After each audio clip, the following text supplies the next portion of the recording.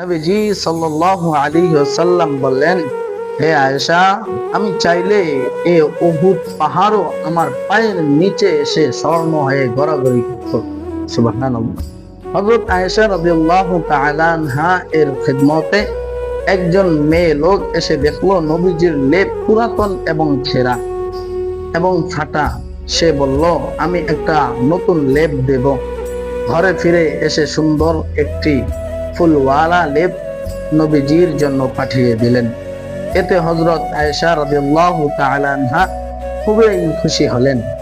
রাসূলুল্লাহ সাল্লাল্লাহু আলাইহি ওয়াসাল্লাম ঘরে তাশরীফ এনে দেখলো নতুন লেপ।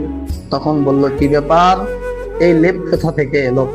তখন হযরত আয়েশা রাদিয়াল্লাহু তাআলা আনহা বললেন, ইয়া রাসূলুল্লাহ, আপনার জন্য একজন মহিলা, একজন মেয়ে এটাকে হাদিয়া স্বরূপ পাঠিয়েছেন।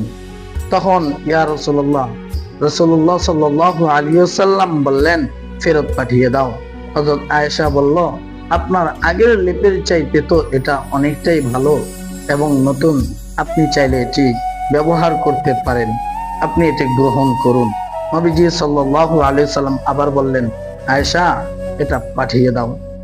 হযরত আয়েশা রাদিয়াল্লাহু তাআলা আনহু অনুরোধ করলেন।